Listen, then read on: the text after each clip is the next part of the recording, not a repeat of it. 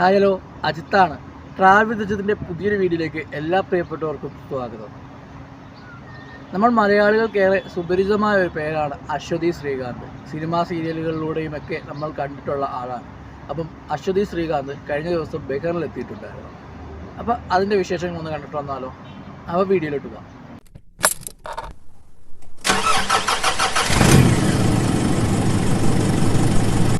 Cinema, serial അഭിനേത്രിയായി Malayali മനസ്സുകളിൽ ഇടം നേടിയ ഇഷ്ടതാരമാണ് അശ്വതി ശ്രീകാന്ത്. ബഹ്റിൻ കേരളീയ സമാജത്തിൻ്റെയും DC ബുക്കിൻ്റെയും ആഭിമുഖ്യത്തിൽ നടക്കുന്ന പുസ്തകോത്സവത്തിൻ്റെ ഭാഗമായാണ് അശ്വതി ശ്രീകാന്ത് ബഹ്റിനിലെത്തിയത്.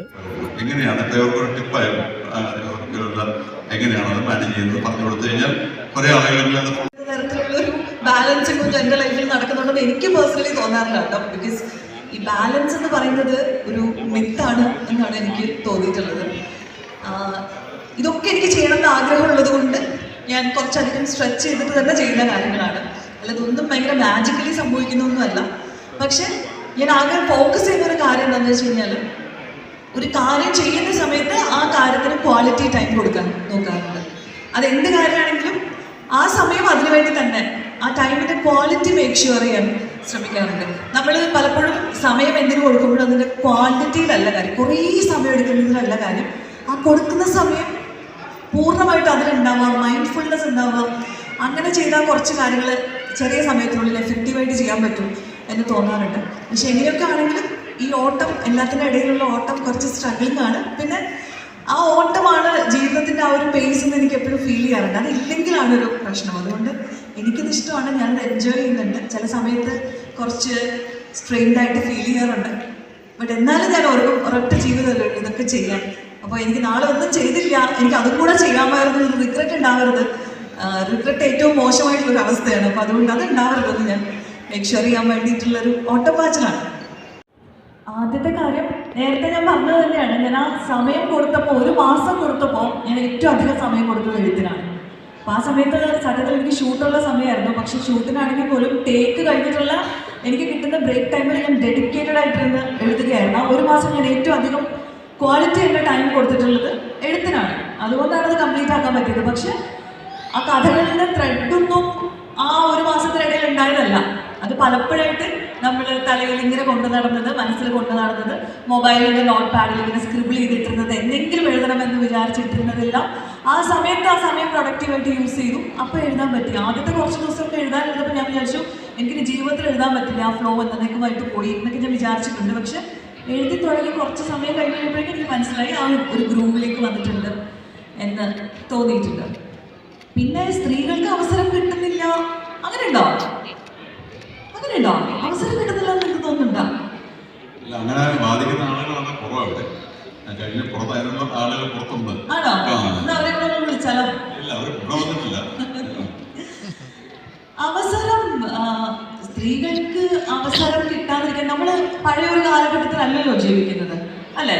ഇപ്പോൾ ഒരുപാട് സ്ത്രീകൾ നമ്മൾ പറയും, ജനറലി നമ്മൾ പാട്രിയാർക്കൽ ആയിട്ടുള്ളൊരു വേൾഡിലാണ് ജീവിക്കുന്നത്. അതിപ്പോൾ നമ്മുടെ കേരളത്തിലെ കണ്ടീഷനോ ഇന്ത്യയിലെ കണ്ടീഷനോ ഒന്നുമല്ല, വേൾഡ് വൈഡ് നോക്കിക്കഴിഞ്ഞാൽ അവർ പാട്രിയാർക്കൽ സൊസൈറ്റി ആയിട്ട് ഒരുപാട് കാലമായി. പക്ഷേ അതിൻ്റെ ഒരു ബാലൻസ് കണ്ടെത്തണം എന്നുള്ളൊരു തോട്ടിൽ നിന്ന് ഒക്കെ എല്ലാവരും മാറി ചിന്തിക്കാൻ തുടങ്ങിയിട്ടും സ്ത്രീകൾക്ക് അവസരങ്ങൾ കിട്ടാൻ തുടങ്ങിയിട്ട് ഒരുപാട് കാലമായി. ഈ പറഞ്ഞ പോലെ അവസരങ്ങൾ കിട്ടാത്തടത്തത് ഫൈറ്റ് ചെയ്ത് മേടിക്കാൻ വോയിസ് ഉള്ളവളായിട്ട് മാറിയിട്ടുണ്ട് ഇന്നത്തെ സ്ത്രീ. അതുകൊണ്ട് അവസരം കിട്ടുന്നില്ല എന്ന് പറയുന്നതോടെ നമ്മൾ അവസരത്തിന് വേണ്ടി ഫൈറ്റ് ചെയ്യണം, സംസാരിക്കണം എന്ന് എനിക്ക് തോന്നുന്നു. അല്ലാതെ നമുക്ക് ഈ പറഞ്ഞ പോലെ വ്യക്തിമായിരിക്കാൻ ഭയങ്കര ഈസിയാണ്. എനിക്കൊന്നും കിട്ടുന്നില്ല, അവരൊന്നും ചെയ്തു തരാത്തതുകൊണ്ട് എനിക്ക് നടന്നില്ല, എനിക്ക് സംസാരിക്കാൻ സ്പേസ് കിട്ടിയില്ല, മൈക്ക് കിട്ടിയില്ല എന്നീ പറയുന്നത് പോലെ നമുക്ക് ഒരുപാട് ശബ്ദം ഉയർത്താനുള്ള പ്ലാറ്റ്ഫോമുകളുണ്ട്. നമുക്ക് വേണമെന്നുണ്ടെങ്കിൽ എന്തും ചെയ്യാൻ പറ്റുന്നൊരു ലോകമാണ്. അപ്പോൾ അവിടെ നിന്നിട്ട് എനിക്ക് അവസരം കിട്ടുന്നില്ല എന്ന് പറയുന്നത് ഒരു പരിധിവരെ ഒരു വിക്ടിം എന്നുള്ള സേഫ് സ്പേസിൽ ഇരിക്കാനുള്ളൊരു അതുകൂടി ഉണ്ടെന്ന് എനിക്ക് തോന്നാറുണ്ട്. Otherwise we R fine. സത്യം പറഞ്ഞാൽ പ്രവാസത്തിലേക്ക് പോകുന്ന ഒരു സമയത്ത് ഞാൻ കംപ്ലീറ്റ് ആയിട്ട് എഴുത്തുന്നൊക്കെ മാറി നിൽക്കുന്ന ഒരു സമയത്താണ് ഞാൻ RJ ആയിട്ട് ദുബായിൽ ചെന്നുപെടുന്നതെന്ന് പറയാനുള്ള കാര്യം എന്ന് വെച്ചാൽ, ഞാൻ സത്യത്തിൽ ശരിക്കും ഒരു ഡ്രീം കം ട്രൂ എന്നുള്ള പോലെയാണ് ഒരു ജോലി കിട്ടി വിദേശത്തേക്ക് പോകുന്നത്.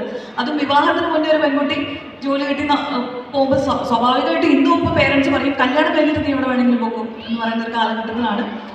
അപ്പോൾ ഇത് 12 വർഷം മുന്നേ ആണ്, 13 വർഷം മുന്നേ. അന്നപ്പോൾ അത് കുറച്ചും കൂടെ ബുദ്ധിമുട്ടായിരുന്നു. പക്ഷേ സ്റ്റിൽ അന്ന് പേരൻസ് സമ്മതിച്ചു. അപ്പോൾ അങ്ങനെ എത്തി. പക്ഷെ ദുബായിൽ എത്തി കുറച്ച് കാലം കഴിഞ്ഞപ്പോൾ എനിക്ക് പറഞ്ഞ പോലെ എനിക്ക് നാടിൻ്റെ എലമെൻറ്റ്സ് സ്വാഭാവികമായിട്ടും മിസ് ചെയ്യാൻ തുടങ്ങി. കാര്യം ഞാൻ മലയാളത്തിലാണ്, എൻ്റെ ഭാഷയിലാണ് ഞാൻ ജോലി ചെയ്തുകൊണ്ടിരിക്കുന്നത്, മലയാളമാണ് സംസാരിക്കുന്നത്. പക്ഷെ എന്നാൽ പോലും കുറേ എലമെൻറ്റ്സ് നാടിൻ്റെ മിസ് ചെയ്യാൻ തുടങ്ങി. എൻ്റെ ഇത് ഞാൻ ഇടയ്ക്ക് കോട്ട് ചെയ്യാറുള്ളൊരു ഇൻസിഡൻറ്റ് ഉണ്ട്. എൻ്റെ ആദ്യത്തെ പുസ്തകത്തിൽ ഞാനത് മെൻഷൻ ചെയ്തിട്ടുണ്ട്. ഞാനൊരിക്കൽ പനി വന്ന് എൻ്റെ മുറിയിൽ ഒറ്റയ്ക്ക് കിടക്കുക. അതൊരു സ്റ്റുഡിയോ അപ്പാർട്ട്മെൻ്റ് ആയിരുന്നു. അപ്പോൾ എനിക്കൊരു നോർത്ത് ഇന്ത്യൻ റൂംമേറ്റ് ആണ് ഉണ്ടായിരുന്നത്. അപ്പോൾ ആ കുട്ടി ജോലിക്ക് പോയിരിക്കുക. അപ്പോൾ എനിക്ക് പനിയാണ്, ആരുമില്ല.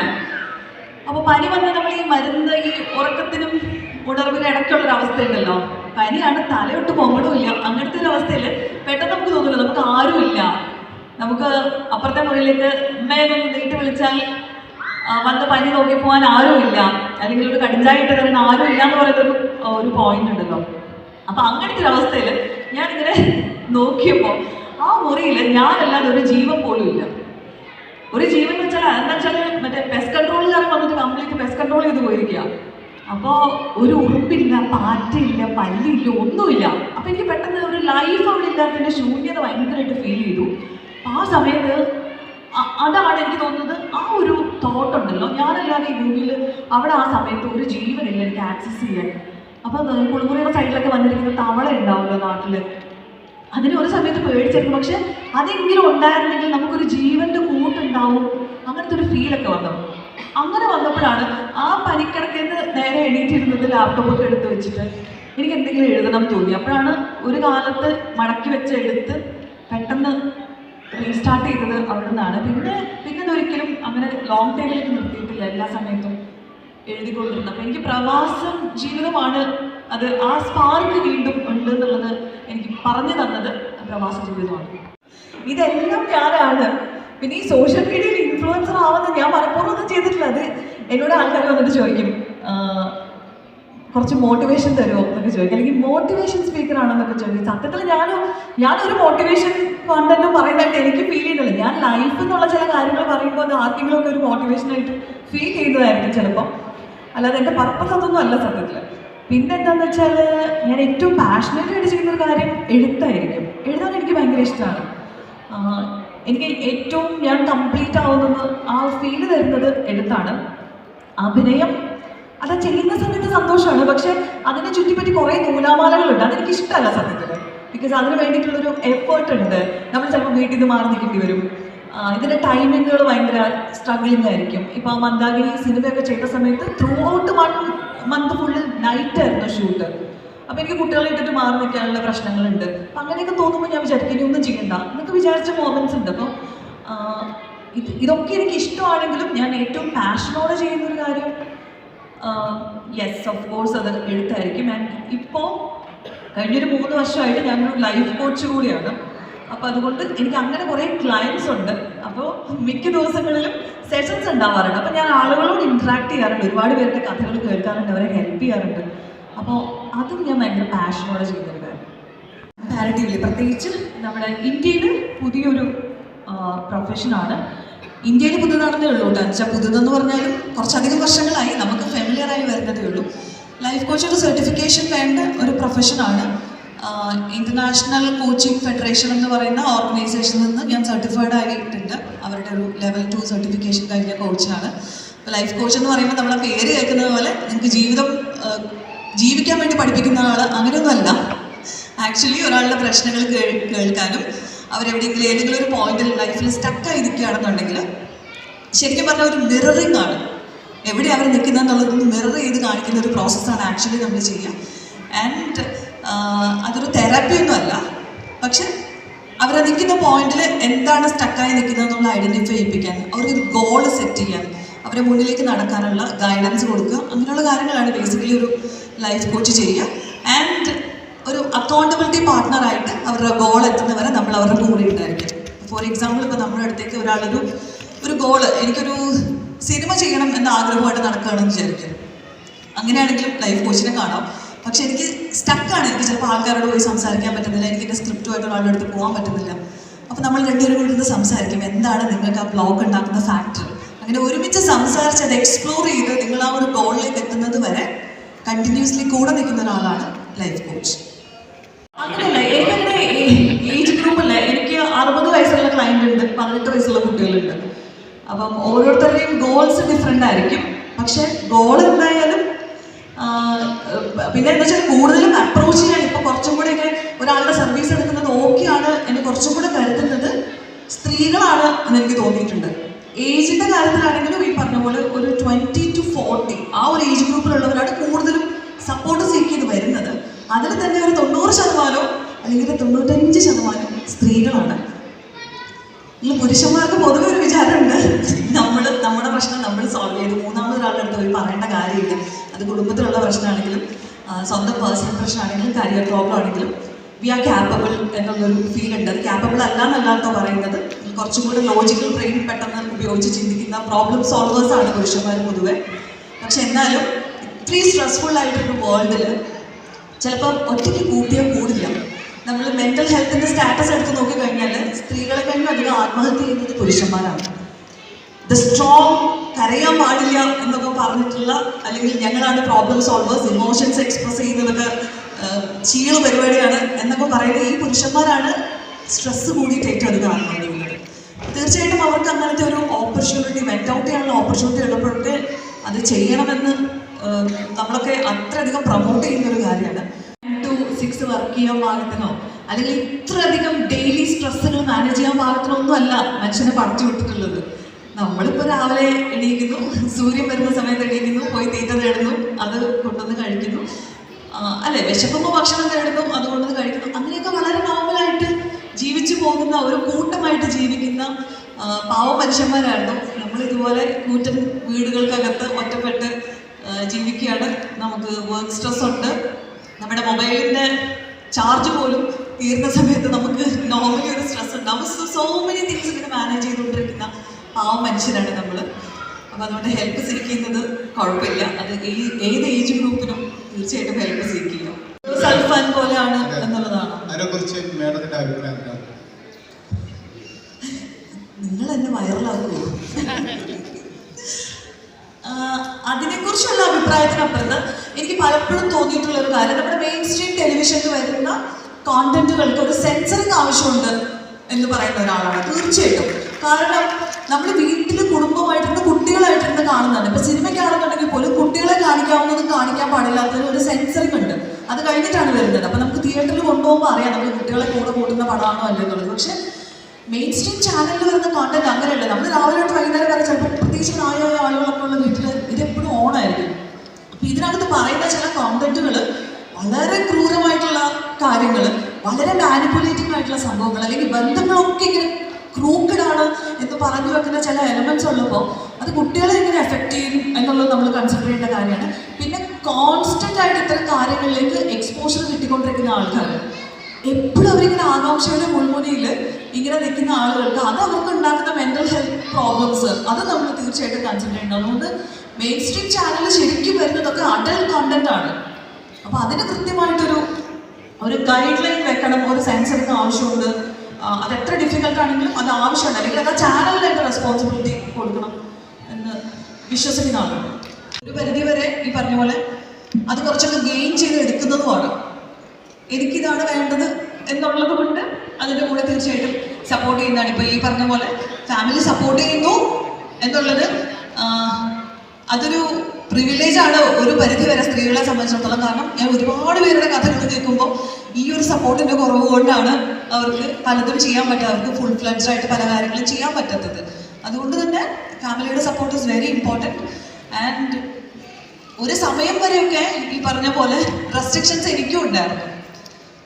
പക്ഷെ പിന്നെ എവിടെയാണ് അവർ ബൗണ്ടറി സെറ്റ് ചെയ്യേണ്ടതെന്നുള്ളത് എനിക്ക് മനസ്സിലായി. അത് ഈ പറഞ്ഞ പോലെ ഇപ്പൊ ഹസ്ബൻഡിന്റെ സൈഡിൽ നിന്നോ അല്ലെങ്കിൽ അങ്ങനെയല്ല, പക്ഷെ എന്നാലും നമ്മുടെ ഇമ്മീഡിയറ്റ് ബന്ധുക്കളുടെ സൈഡിൽ നിന്നൊക്കെ സിനിമയിലൊക്കെ അഭിനയിക്കണോ, അല്ലെങ്കിൽ ഇങ്ങനെ നാട്ടുകാർ കാണുന്ന അങ്ങനത്തെ പരിപാടി ചെയ്യണോ എന്നുള്ള തരത്തിലുള്ള റെസ്ട്രിക്ഷൻസ് വരുമ്പോൾ ഈവൻ പേരൻസ് ആണെങ്കിൽ പോലും അവരങ്ങനെ പറഞ്ഞു കേട്ടോ, അതുകൊണ്ട് നീ ഒന്ന് ആ ഒരു സംഭവമൊക്കെ ഉണ്ടായിരുന്നു. പക്ഷെ ഈ പറഞ്ഞ പോലെ അതിനകത്ത് ബൗണ്ടറി സെറ്റ് ചെയ്യാൻ പഠിച്ചു കഴിഞ്ഞപ്പോഴേക്കും മാത്രമല്ല നമ്മൾ ചെയ്യുന്നൊരു കാര്യം നമ്മളതിനകത്ത് 100% കോൺഫിഡൻ്റ് ആവുന്ന സമയത്ത് ഈ പറയുന്ന പോലെ സപ്പോർട്ടൊക്കെ ഒരിക്കലും സപ്പോർട്ട് ചെയ്യാത്ത ആളുകൾ കൂടെ ഇപ്പോൾ വന്ന് സപ്പോർട്ട് ചെയ്യും, ഞങ്ങളൊക്കെ സപ്പോർട്ട് ചെയ്തിട്ടാണ് എന്ന് പറയുന്ന തരത്തിലേക്ക് അവർ മാറുന്നുണ്ട്. So support is there. എനിക്കിതിനകത്ത് ഏറ്റവും പാഷനേറ്റ് ആയിട്ട് ഞാൻ ചെയ്യുന്ന ഒരു കാര്യം എഴുത്താണ് എന്ന് പറഞ്ഞിട്ടുണ്ടായിരുന്നു. പക്ഷെ എനിക്കിതിനകത്ത് ഞാൻ ചെയ്തതിനകത്ത് ഒന്നിനകത്തും റിഗ്രറ്റ് ഉള്ള ഒരാളല്ല ഞാൻ. എനിക്കൊന്നും ഇത് ചെയ്യേണ്ടിയിരുന്നില്ല അല്ലെങ്കിൽ അങ്ങനെയല്ല. ഞാൻ ഈ ചെയ്തിട്ടുള്ള എല്ലാ കാര്യങ്ങളിൽ നിന്നും എനിക്ക് എന്തെങ്കിലും പഠിക്കാനുണ്ടായിട്ടുണ്ട്. അതെൻ്റെ ഒരു ലേണിങ്ങിൻ്റെ പാർട്ടായിട്ടുണ്ട്.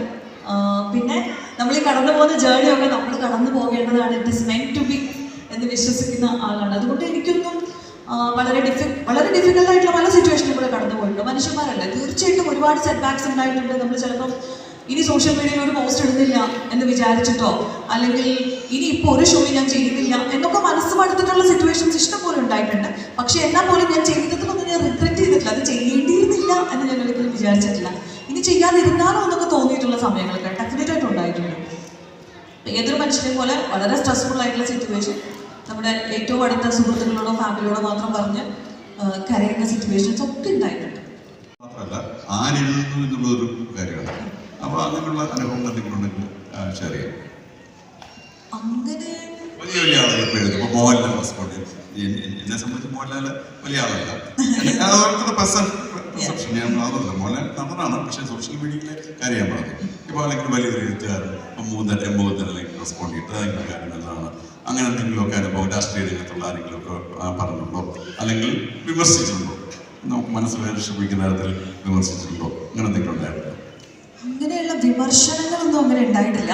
പക്ഷെ ഇതുപോലെ ഒരിക്കൽ നമ്മുടെ ബഹുമാനപ്പെട്ട MP ശ്രീ സുരേഷ് ഗോപി സാർ ഇതുപോലെ ഒരു ഇൻസിഡൻറ്റ് നടന്ന സമയത്ത് എന്നെ പേഴ്സണലി നമ്പറൊക്കെ ഫ്ലവേഴ്സ് ചാനലിൽ വിളിച്ച് പേഴ്സണലി നമ്പർ എടുത്ത് അദ്ദേഹം വിളിച്ച് സംസാരിക്കേണ്ടായിട്ടുണ്ടായിരുന്നു. അപ്പോൾ ഒരു സിറ്റുവേഷനിൽ ഞാൻ റെസ്പോണ്ട് ചെയ്ത് ഞാൻ എഴുതിയ ഒരു രീതി അദ്ദേഹത്തിന് ഭയങ്കരമായിട്ട് ഇഷ്ടപ്പെട്ടു എന്നൊക്കെ പറഞ്ഞു. അങ്ങനെയുള്ള ഇൻസിഡൻറ്റ്. പിന്നെ ഈ പറഞ്ഞ പോലെ ഈ മിക്ക ആളുകളുമായിട്ട് നമ്മൾ കണക്റ്റഡ് ആയതുകൊണ്ട് അങ്ങനെ ഒരു വാവ് തരുന്ന അങ്ങനത്തെ ഒരു സംഭവം ഉണ്ടായിട്ടുണ്ടോ എന്ന് എനിക്ക് ഓർമ്മയില്ല. പക്ഷെ എന്നാലും എൻ്റെ പുസ്തകത്തിൻ്റെ പ്രകാശനം നടന്ന സമയത്ത് ശശി തരൂർ സാർ ഉണ്ടായിരുന്നു. അത് കഴിഞ്ഞിട്ട് പുസ്തക പ്രകാശനം കഴിഞ്ഞ് ഈ അടുത്ത സമയത്ത് ഞാൻ വീണ്ടും അദ്ദേഹത്തിനെ ഒരു സ്ഥലത്ത് വെച്ച് കാണുകയുണ്ടായി. അപ്പോൾ ഈ പുസ്തകത്തിൻ്റെ കോപ്പികൾ ഇത്രയധികം വിറ്റഴിഞ്ഞു എന്നൊക്കെ പറഞ്ഞു കഴിയുമ്പോഴേ അദ്ദേഹം ഭയങ്കര സന്തോഷം സപ്പോർട്ടൊക്കെ തരുന്നുണ്ട്. അങ്ങനെയുള്ള ഇൻസിഡൻറ്റുകൾ ഇഷ്ടംപോലെ ബ്യൂട്ടിഫുൾ ഇൻസിഡൻസ്.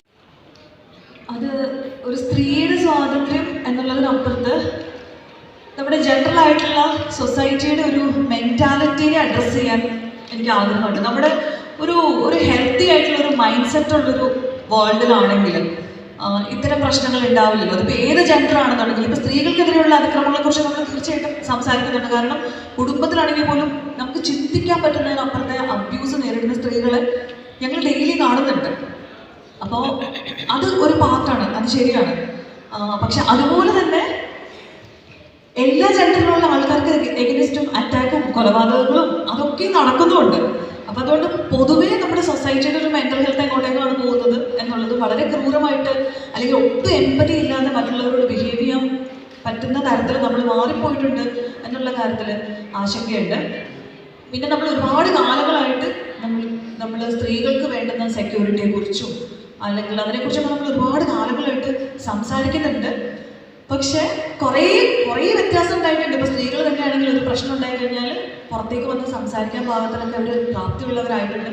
ബട്ട് സ്റ്റിൽ ഇപ്പോഴും ഒരുപാട് പേര് ടോക്സിക് ആയിട്ടുള്ള ഒരുപാട് റിലേഷൻഷിപ്പിൽ കുരുങ്ങി കിടക്കുന്നുണ്ട്. അത് പലതും സ്നേഹത്തിൻ്റെ പേര് പറഞ്ഞാണ് എന്ന് ഓർക്കുമ്പോൾ ഭയങ്കര സങ്കടം തോന്നാറുണ്ട്. ഒരു ടോക്സിക് ആയിട്ടുള്ള ഒരു റിലേഷൻഷിപ്പ് ആണ് എന്നുള്ളത് ഐഡൻറ്റിഫൈ ചെയ്യുമ്പോൾ നമുക്ക് ആ റിലേഷൻഷിപ്പിലുള്ളത് ശരിക്കുള്ള സ്നേഹമല്ല, നമുക്ക് ഈ അബ്യൂസറിനോട് പലപ്പോഴും ഉണ്ടാകുന്നത് ഒരു ട്രോമ ബോണ്ടാണ് എന്നുള്ള കാര്യം പലപ്പോഴും പ്രത്യേകിച്ച് സ്ത്രീകൾ മനസ്സിലാക്കുന്നില്ല. പല ഉണ്ട് അതിനകത്ത് 9 കഥകൾ പെണ്ണുങ്ങളുടെ കഥകളാണ്. അതുകൊണ്ട് കാളി എന്നുള്ള പേര് ഞാനത് നേരത്തെ പറഞ്ഞിട്ടുണ്ട്. കാളി എന്നുള്ളത് എനിക്ക് ഏറ്റവും ഇഷ്ടമുള്ളൊരു ഡയറ്റിയുടെ ഒരു ഫോമാണ്, അല്ലെങ്കിൽ സ്ത്രീയുടെ ഏറ്റവും ശക്തിയുള്ളൊരു ഫോമാണത്. പക്ഷെ ശക്തിയുണ്ട് എന്നുള്ളതിൻ്റെ അർത്ഥം സംഹാരം മാത്രമല്ല, സംഹരിക്കാൻ മാത്രമല്ല ശക്തി വേണ്ടത്, അല്ലേ? എത്ര പ്രശ്നമുള്ളൊരു സിറ്റുവേഷനിലും കാമായിട്ടിരിക്കാനും ആ സിറ്റുവേഷനെ ഡീൽ ചെയ്യാനും ഭയങ്കരമായിട്ടൊരു ഇന്നർ സ്ട്രെങ്ത് വേണം. അപ്പം അതുകൊണ്ട് തന്നെ സ്ത്രീകൾക്ക് പലർക്കും ആ ഒരു പൊട്ടൻഷ്യൽ ഭയങ്കരമായിട്ടുണ്ട്. ഇതിനകത്ത് 9 കഥകളാണുള്ളത്. 9 കഥകളും സ്ത്രീകളുടെ കഥകളാണ്. അതിനകത്ത് ഒരു കഥയുടെ പേര് കാളി എന്നാണ്. ഇത് തീരെ ഗതികെട്ടൊരവസ്ഥയിൽ ഒരു സ്ത്രീ അവളുടെ ഉള്ളിലെ കാളിയെ പുറത്തെടുക്കുന്ന ഒരു കഥയുണ്ട് അതിനകത്ത്. എനിക്ക് തോന്നി 9 സ്ത്രീകളുടെ കഥകൾ. അതിങ്ങനെ ഒരുമിച്ച് വന്നപ്പോൾ ഞങ്ങൾ വിചാരിച്ചു ഡിസി ബുക്സുമായിട്ട് ഇങ്ങനെ സംസാരിച്ചു. നമ്മൾ ഇതിനകത്ത് പുസ്തകത്തിന് എന്ത് ടൈറ്റിൽ ഇടുന്നത് ഇങ്ങനെ ആലോചിച്ച് വന്നപ്പോൾ നമ്മൾ വിചാരിച്ചു സ്ത്രീകളുടെ കഥകളല്ലേ, ഇതിനകത്ത് ഏറ്റവും ശക്തിയുള്ളത് സ്ത്രീയുടെ പേരിടാം. അങ്ങനെയാണത് കാളിയായത്. ചെയ്യും വേണം, അതിൻ്റെ കൂടെ അവർക്കൊരു വർക്കിംഗ് വുമൺ ആവണം. ഓഫീസിൽ പ്രൂവ് ചെയ്യണം, ഹസ്ബൻഡിൻ്റെ അടുത്ത് നല്ല ഭാര്യയായിട്ട് പ്രൂവ് ചെയ്യണം, കുട്ടികൾക്ക് നല്ല അമ്മയാവണം. So the hands are so full. അപ്പോൾ അവർ വിചാരിക്കും എന്നാ പിന്നെ എന്തിനാ ഈ പുലുവാൻ പിടിക്കുന്നത് എന്ന് പല. എൻ്റെ 11 വയസ്സുള്ള മകൾ ഓൾറെഡി ഡിക്ലെയർ ചെയ്തു I am not getting married. പക്ഷെ ഞാൻ ആലോചിക്കാറുണ്ട്, ഞാൻ എൻ്റെ ഹസ്ബൻഡുമായിട്ട് ലൗഡായിട്ട് വഴക്ക് പോലും ആ വീഡിയോ വെച്ചുണ്ടാക്കിയിട്ടില്ല, അതുപോലെ അവർ കണ്ടിട്ടില്ല. ബട്ട് സ്റ്റിൽ എന്നെ പോലും അവർ പറയുന്നത് മാരേജിനൊന്നും ആവശ്യമില്ല എന്ന് പറയാൻ തുടങ്ങിയിട്ടുണ്ട്. അപ്പോൾ ഇച്ചിരി ബുദ്ധിമുട്ടായിരിക്കും. അടുത്തൊരു 10 വർഷമൊക്കെ കഴിഞ്ഞാൽ പിന്നെ ഒരു കല്യാണം കൂടാതെ നമ്മൾ കൊതിക്കാൻ വഴിയുണ്ട്. അതൊരു ഹെൽത്തി ട്രാൻസ്ഫോർമേഷൻ ആണെന്ന് കരുതുന്നു. ഞാൻ കരുതുന്നതാണ് ഞാൻ ജീവിതകാലം മുഴുവൻ ഇങ്ങനെ യാതനയോട് കഴിയുന്നതിലും വേണം പിന്നെ പിരിയുക, സുഹൃത്തുക്കളായി തുടരുക. അതേപോലെ സിനിമയിലെ ചില കാര്യങ്ങൾ നടക്കുന്ന ഒരുപാട് എക്സാമ്പിൾസ് ഇപ്പോഴും ഉണ്ട്. അപ്പോൾ ആ ഒരു ട്രാൻസ്ഫോർമേഷൻ അല്ലേ കുറേക്കൂടെ ഹെൽത്തി. ഓരോ തരത്തിൽ പറഞ്ഞു കഴിഞ്ഞാൽ തീർച്ചയായിട്ടും ഇപ്പോഴത്തെ ഒരു സിറ്റുവേഷനിൽ നമ്മൾ ടോക്സിക് ആയിട്ടുള്ള ഒരു സംഭവത്തിൽ നമ്മൾ ജീവിതാവസാനം വരെ നമ്മൾ ഒരിക്കൽ തലവെച്ച് പോയല്ലോ എന്ന് വിചാരിച്ചുകൊണ്ട് ജീവിതത്തിന്റെ അവസാനം വരെ പെട്ടുപോയിട്ടുള്ള ഒരുപാട് ആളുകളുണ്ട്. അതുകൊണ്ടാണ് ഇപ്പൊ ഈ അടുത്ത കാലത്തായിട്ട് ഈ ഗ്രേ ഡിവോഴ്സ് എന്ന് പറയുന്ന സംഭവം ഇത്രയധികം കൂടുന്നത്. 25 വർഷത്തിന് മേലെ മാരീഡ് ആയിട്ടുള്ള ആളുകൾ അല്ലെങ്കിൽ 50 വയസ്സ് കഴിഞ്ഞ ആളുകൾ, ഇപ്പൊ നമ്മുടെ AR റഹ്മാൻ ഉൾപ്പെടെ ഒരുപാട് പേര് ഡിവോഴ്സിന് വരുന്നത് ഈ ഒരു കാരണം പറഞ്ഞിട്ടാണ്. ഇത്രയും കാലത്തെ ലൈഫ് പോയി, ഇനി അങ്ങോട്ടേക്ക് ഇപ്പം ആണെങ്കിലും 50 വയസ്സിലോ 60 വയസ്സിലോ എല്ലാവരും യുവത്വം സൂക്ഷിക്കുന്നൊരു കാലമാണ്. പറയും കുറച്ച് കാലം കൂടെ അടിപൊളിയായിട്ട് പോകാൻ പറ്റും, ആ സമയത്ത് എന്തിനാണ് ഇതെടുക്കുന്നത്, ഇനിയെങ്കിലും എനിക്ക് എൻ്റെ ഇഷ്ടത്തിന് ജീവിക്കണം എന്ന് പറയുന്ന ഒരുപാട് പേരുള്ളൊരു സമയമാണ്. അപ്പോൾ ആ റിയലൈസേഷൻ കഴിഞ്ഞ ജനറേഷന് പോലും ഇപ്പോൾ വന്നുകൊണ്ടിരിക്കുന്ന ഒരു സമയത്ത് ഇപ്പോഴത്തെ കുട്ടികൾ വളരെ ഈസി ആയിട്ട് അവർ ആ ഡെസിഷൻ എടുക്കുന്നുണ്ട്. പിന്നെ അതിൻ്റെ ഒരു വേറൊരു ഫാക്ട് എന്താണെന്ന് വെച്ച് കഴിഞ്ഞാൽ കുറച്ച് പോലും അവർ ഒരു എഫേർട്ട് ഇട്ട് ട്രൈ ചെയ്യാനും പലരും ശ്രമിക്കുന്നില്ല. ബിക്കോസ് 2 പേര് തമ്മിലുള്ള റിലേഷൻ വർക്ക് ചെയ്യണമെങ്കിൽ അതിന് കോൺസ്റ്റന്റ് ആയിട്ടുള്ള എഫേർട്ട് ആവശ്യമുണ്ട്. നമ്മൾ ആ ഒരു പ്രണയത്തിലാവുന്ന സമയത്തോ അല്ലെങ്കിൽ റിലേഷൻഷിപ്പ് തുടങ്ങുന്ന സമയത്തോ നമ്മൾ ഇടുന്നൊരു ഇൻപുട്ട് ഉണ്ട്. നമ്മൾ അവർക്ക് വേണ്ടി നല്ല കേൾവിക്കാരുമായിട്ട് ഇരുന്ന് കൊടുക്കും. നമുക്ക് അവരോട് ഭയങ്കര ജെനുവിൻലി ഭയങ്കര ക്യൂരിയസ് ആയിരിക്കും. അവരെ നമ്മൾ എപ്പോഴും അറിയാൻ ശ്രമിച്ചുകൊണ്ടിരിക്കും. പക്ഷേ ഇപ്പം നമ്മുടെ വീട്ടിലുള്ള ഭാര്യ അല്ലെങ്കിൽ ഭർത്താവ് നമ്മൾ 25 വർഷം മുന്നേ പരിചയപ്പെട്ട ആളായിരിക്കും. അത് കഴിഞ്ഞിട്ട് അവർക്കുണ്ടായ പല മാറ്റങ്ങളും നമ്മൾ ഇപ്പോഴും അറിഞ്ഞിട്ടുണ്ടാവില്ല. അവർ ആസ് എ പേഴ്സൺ എത്ര ഗ്രോ ചെയ്തു എന്നുള്ളത് അറിയാനുള്ള എഫേർട്ട് പലരും റിലേഷൻഷിപ്പിൽ ഇടുന്നില്ല. വൺസ് നമ്മുടേതായി കഴിഞ്ഞാൽ പിന്നെ അവിടെ ഉണ്ടല്ലോ എന്ന് വിചാരിക്കും. പക്ഷെ പലരും 2 പേരും അവിടെ ഉണ്ടാവില്ല എന്നുള്ളതാണ്. അതുകൊണ്ട് ഇപ്പോൾ എഫേർട്ട് ഇടാൻ കുറച്ചും കൂടെ മടി കാണിച്ചു തുടങ്ങിയിട്ടുണ്ട്. എന്തിനാണ് എഫേർട്ട് ഇടുന്നത് എന്നുള്ളൊരു തോട്ടുണ്ട്. അതുകൊണ്ട് തന്നെ റിലേഷൻഷിപ്പ് ഹെൽത്തി ആയിട്ട് മെയിൻറ്റെയിൻ ചെയ്ത് പോകൽ ഇന്നത്തെ കാലത്ത് കുറച്ച് ഡിഫിക്കൽട്ടാണ്. പിന്നെ നമ്മൾ എന്തൊക്കെ പറഞ്ഞാലും ഒരു കാലം മാറുന്നതനുസരിച്ച് ഈ നേച്ചർ ഇവോൾവ് ചെയ്യുന്നതിനനുസരിച്ചിട്ട് ഈ സിസ്റ്റം ഒക്കെ മാറിക്കൊണ്ടിരിക്കുമല്ലോ. നമ്മൾ എത്ര തിരിച്ചു പിടിക്കാൻ നോക്കിയാൽ നമ്മൾ എന്തെങ്കിലും ഒരു കാര്യം പറയുമ്പോഴേക്കും ആളുകൾ വന്ന് സോഷ്യൽ മീഡിയയിലാണെങ്കിൽ ഇതൊക്കെ പറയുമ്പോൾ ആളുകൾ വന്ന് ക്രിറ്റിസൈസ് ചെയ്യുന്നൊരു പോയിന്റാണ്. നിനക്കൊക്കെ എങ്ങനെ എടുത്ത് പറഞ്ഞാൽ മതി, നിന്റെ കുടുംബത്തിലൊക്കെ ഒരു ഡിവോഴ്സ് ആണ് ഇവിടെ, നിനക്ക് എൻ്റെ വിഷമം മനസ്സിലാവില്ല, അങ്ങനെയൊക്കെ പറയാറുണ്ട് കേട്ടോ. പ്രശ്നങ്ങളും സത്യത്തിൽ കഞ്ഞി ചമ്മന്തി ലെവലുള്ള പ്രശ്നങ്ങളല്ല എന്നുള്ളതാണ് ഫാക്ട്. ബിക്കോസ് വേൾഡ് കുറച്ചുകൂടെ കോംപ്ലക്സ് ആയിട്ടുണ്ട്. നമ്മൾ വിചാരിക്കുന്ന പോലെ മാരേജിലുള്ള എല്ലാ പ്രശ്നങ്ങളും ഒന്ന് കെട്ടിപ്പിടിച്ച് ഒപ്പം കൊടുത്താൽ തീരില്ല എന്നുള്ളതാണ് ഫാക്ട്. ഇപ്പോൾ ഭാര്യയ്ക്ക് ഒരു എക്സ്ട്രാ മാരിറ്റൽ അഫെയർ ആണെന്നുണ്ടെങ്കിൽ നമ്മൾ കെട്ടിപ്പിടിച്ച് ഒപ്പം കൊടുക്കും ഇല്ല. തിരിച്ചാണെങ്കിലും അങ്ങനെ തന്നെയാണ്. ഈ പറഞ്ഞതുപോലെ കഴിഞ്ഞ ദിവസം ഒരു ഭാര്യയും ഭർത്താവും വന്നപ്പോൾ പറഞ്ഞൊരു കാര്യം, ഭാര്യയ്ക്ക് പോസ്റ്റ്മോർട്ടം സൈക്കോസിസ് വന്നു. അതായത് പോസ്റ്റ്മോർട്ടം ഡിപ്രഷൻ കഴിഞ്ഞ് അതിനപ്പുറത്തേക്ക് പോകുന്ന ഒരു കണ്ടീഷനാണ് പോസ്റ്റ്മോർട്ടം സൈക്കോസിസ്. അതായത് രാത്രി ഉറക്കെ അലറുക, നിലവിളിച്ചോടുക എന്ന പോലത്തെ അവസ്ഥയിലേക്ക് അല്ലല്ല. ഞാൻ എൻ്റെ റോള് ചെയ്യുമ്പോഴാണ്, ഞാൻ കോച്ചിങ് ആണ് ചെയ്യുന്നത്. ഇപ്പോൾ വന്ന കേസിനകത്ത് ഇപ്പോൾ ഒരാൾക്ക് അതുപോലത്തെ ഒരു സീരിയസ് ആയിട്ടുള്ള ഒരു പ്രശ്നം ഉള്ളത് അഡ്രസ്സ് ചെയ്യുന്നതാണെന്നുണ്ടെങ്കിൽ നമ്മൾ അവരെ സൈക്കോളജിസ്റ്റ് അടുത്തേക്കാണ് വിടുക. നമ്മളല്ല അഡ്രസ്സ് ചെയ്യുന്നത്. നമ്മൾ മിക്കപ്പോഴും ഈ പറഞ്ഞ പോലെ ഗോൾ അച്ചീവ് ചെയ്യാനും, അതിപ്പോൾ കപ്പിൾസ് തന്നെ ഒരുമിച്ചാണെങ്കിൽ ഇപ്പോൾ അവർക്ക് റിലേഷൻഷിപ്പിനകത്ത് ഇപ്പോൾ ഒരു ഇൻറ്റിമസി ബിൽഡ് ചെയ്യണം, അതൊരു ഗോളായിട്ട് വരുന്ന ആളുകളാണെന്നുണ്ടെങ്കിൽ നമ്മൾ ഈ പറഞ്ഞ പോലെ അവർക്ക് അതിനുള്ള ടൂൾസ് ഒക്കെ കൊടുത്ത് നമ്മൾ ഹെൽപ്പ് ചെയ്യും, സപ്പോർട്ട് ചെയ്യും. നിങ്ങൾ ഇങ്ങനെ വർക്ക് ചെയ്ത് നോക്കൂ, അങ്ങനെയുള്ള കാര്യങ്ങൾ നമുക്ക് സജഷൻസ് കൊടുക്കാൻ പറ്റും. അതായത് ഫോർ എക്സാമ്പിൾ നിങ്ങളിപ്പം വൈകിട്ട് വന്നു കഴിഞ്ഞാൽ 2 പേരും ഗാഡ്ജറ്റ്സ് ഒക്കെ മാറ്റി വെച്ചിട്ട് മൊബൈലിൽ സ്ക്രോൾ ചെയ്യാതെ പരസ്പരം കണ്ണിൽ നോക്കിയിട്ട് നിങ്ങൾ 15 മിനിറ്റ് സംസാരിച്ചിട്ടുണ്ടാവണം. ഒരു ദിവസം 20 സെക്കൻഡ്സ് എങ്കിലും നിങ്ങളൊന്ന് ഹഗ് ചെയ്തിട്ടുണ്ടാവണം. എന്തൊക്കെയുള്ള കാര്യങ്ങൾ മാൻഡേറ്ററി ആയിട്ട് പറയുമ്പോൾ തമാശയായിട്ട് പോയിട്ട് ചെയ്തു തുടങ്ങിയിട്ട് അത് ഭയങ്കര ബ്യൂട്ടിഫുൾ ആണ് എന്ന് വന്ന് പറയുന്ന ആളുകളുണ്ട്. അത്തരത്തിലുള്ള കാര്യങ്ങളൊക്കെ പറയും. അതെല്ലാ ആർട്ടിസ്റ്റുകളും ഏറെക്കുറെ അങ്ങനെയല്ലേ? നമ്മളിപ്പോ ഈ പറയുന്ന അങ്ങനെയല്ല, പക്ഷേ അവരൊന്നും റിയൽ ലൈഫിൽ മാഡത്തെ പോലെ പേഴ്സണാലിറ്റി അല്ല. അപ്പം എങ്ങനെ മാറാൻ പറ്റുന്നുള്ളൂ. അല്ല, അതിനാണ് ഇപ്പൊ ജോസ് പ്രകാശ് ഏറ്റവും വലിയ നമ്മളൊക്കെ വായിക്കുന്നില്ല. അല്ല, ജോലിയിലേക്ക് പറഞ്ഞ ക്യാരക്ടറാണ് തീർച്ചയായിട്ടും അറിയണോ എങ്ങനെ മാറാൻ പറ്റും. ജോസ് പ്രകാശ് അങ്ങനെയല്ല, ഒരു ആക്ടറുടെ ജോലി ഇതാണ്. അതെ, അതൊരു കോൺഷ്യസ് എഫേർട്ട് ഇട്ട് ചെയ്യുന്ന കാര്യമൊന്നുമല്ല. അത് നോർമലി ഇപ്പൊ ഡയറക്ടർ പറയുകയാണ് മറ്റേ ഈ വീട്ടിലെ ആശ ഇങ്ങനെയാണ് എന്ന് പറയുമ്പോൾ നമ്മൾ കണ്ടിട്ടുള്ള കുറെ സ്ത്രീകളുടെ എലമെന്റ്സ് ഉണ്ടല്ലോ. ഞാൻ പറയട്ടെ, ഞാനൊരു സ്കൂളിൽ നിന്നും അഭിനയം പഠിച്ചിട്ടുള്ള ആളല്ല. അപ്പൊ എനിക്ക് പോലും ഇത് ചെയ്യാൻ പറ്റുന്നുണ്ടെങ്കിൽ ഡെഫിനറ്റ് ആയിട്ടും ട്രെയിൻഡ് ആക്ടേഴ്സും അതിലും ബ്യൂട്ടിഫുൾ ആയിട്ട് അത് ചെയ്യാൻ പറ്റുന്നുണ്ടായിരുന്നു. ഈസി ആയിട്ട് നടക്കുന്ന കാര്യമാണ് ഈ പറഞ്ഞ പോലെ. ഇല്ല, ഞാൻ വളരെ അനായാസമായിട്ട് ചെയ്യുന്നൊരു കാര്യമായിരുന്നു. എനിക്ക് അതിനകത്തൊട്ടും സ്ട്രഗിൾ ഫീൽ ചെയ്യും. പിന്നെ സത്യമിക്കുന്നില്ല. പിന്നെ ഈ പറഞ്ഞ പോലെ ഈ ഒരു കുടത്തിന്റെ വായുവോട് കിട്ടാം, 1000 കുടത്തിന്റെ വായുവോട് കിട്ടാൻ പറ്റില്ല എന്ന് പറയുന്ന പോലത്തെ ഒരു സംഭവം ഉണ്ടല്ലോ. കുറെ പേര് എന്ന് പറയുമ്പോൾ നമ്മൾ എല്ലാവരോടും പോയിട്ട് നമ്മൾ ആൻസർ ചെയ്യാൻ ഒരു വ്യക്തത കാണിച്ചുകൊണ്ടെങ്കിൽ കഴിഞ്ഞാൽ നമുക്ക് ഭയങ്കര ബുദ്ധിമുട്ട് വരും. ഞാനാണെങ്കിൽ വെറുതെ ഒരു മെജോറിറ്റി കമന്റ്സ് ഒന്നുകിൽ ഇഗ്നോർ ചെയ്യും, അല്ലെങ്കിൽ നമുക്ക് ഡിലീറ്റ് ചെയ്യും. കാരണം വെറുതെ ആ ഒരു ടോക്സിസിറ്റി നമ്മൾ കാണേണ്ട ആവശ്യമില്ല. എന്നാൽ സീരിയസ് ആയിട്ടുള്ള ഒരു നമ്മൾ കണക്കിലെടുക്കേണ്ട ഒരു ക്രിറ്റിസിസം ആണെന്നുണ്ടെങ്കിൽ ഓക്കെ. പക്ഷേ ഈ ക്രിറ്റിസിസത്തിൽ പോലും നമ്മൾ ഓപ്പോസിറ്റ് നിൽക്കുന്ന മനുഷ്യനോടാണല്ലോ കമ്മ്യൂണിക്കേറ്റ് ചെയ്യുന്നത്. നമുക്ക് ചിലപ്പോൾ നമ്മുടെ പ്രൊഫൈലിന് മുഖമില്ലായിരിക്കും, പക്ഷെ നമ്മൾ സംസാരിക്കുന്ന ഒരു മനുഷ്യനോടാണല്ലോ. ആ ഒരു മാനുഷിക പരിഗണന ഇല്ലാത്ത തരത്തിലുള്ള കമന്റുകൾ കണ്ടു കഴിഞ്ഞാൽ തീർച്ചയായിട്ടും ഡിലീറ്റ് ചെയ്യും, ബ്ലോക്ക് ചെയ്യും, മൂവ് ഓൺ ചെയ്യും. മിക്ക സെലിബ്രിറ്റീസും അങ്ങനെ തന്നെയാണ് ഇപ്പൊ ചെയ്യാറുള്ളതെന്നാണ് എനിക്ക് തോന്നുന്നത്. ഏകദേശം 2 മണിക്കൂറിലേറെ നീണ്ടുനിന്ന ചർച്ചയിൽ നിരവധി വിഷയങ്ങളെക്കുറിച്ച് സംവാദങ്ങൾ നടന്നു. അശ്വതി ശ്രീകാന്തിൻ്റെ പുതിയ പുസ്തകമായ കാളിയുടെ ബഹ്റൈൻ വെച്ചുള്ള പ്രകാശനവും നടന്നു. ഈ ഒരു വീഡിയോ ഏവർക്കും ഇഷ്ടപ്പെട്ടു എന്ന് കരുതുന്നു. മറ്റൊരു വീഡിയോയുമായി വീണ്ടും വരാം.